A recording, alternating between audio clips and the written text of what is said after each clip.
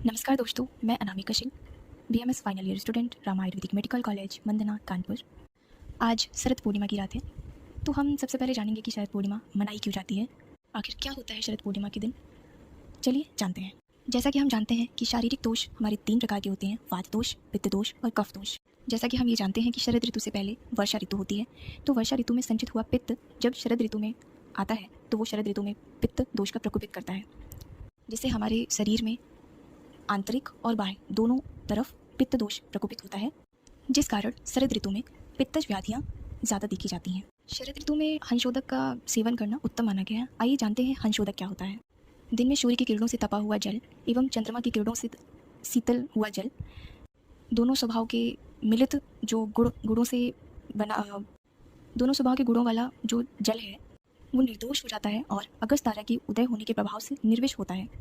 इस हंसोदक जल को पवित्र जल और विमल जल भी कहा जाता है। अब जैसा कि घरों में होता है कि शरद पूर्णिमा की रात को खीर बनाकर चांद के नीचे रख देते हैं, फिर अगली सुबह उसे हम सेवन करते हैं, अर्थात हम उसे खाते हैं, आहार के रूप में ग्रहण करते हैं। तो ऐसा क्यों होता है घर पर, आइए अब वो जानते हैं। शरद पूर्णिमा की रात जो छत पर घरों में खीर बनाकर रख दी जाती है, दरअसल होता ये है कि चंद्रमा की शीतलता की जो किरणें हमारी जो खीर पे पड़ती हैं वो अमृत समान गुणकारी होता है, जिस कारण उसका सेवन करने से जो पित्त विकार हैं उनका समन होता है। कह सकते हैं कि पित्तज व्याधियों को हम एक तरह से रोक सकते हैं और पित्त का समन कर सकते हैं। इसीलिए शरद पूर्णिमा के दिन खीर छतों पर रखी जाती है और उसको हम अगली सुबह अमृतकारी खीर का सेवन करते हैं। And thank you so much दोस्तों।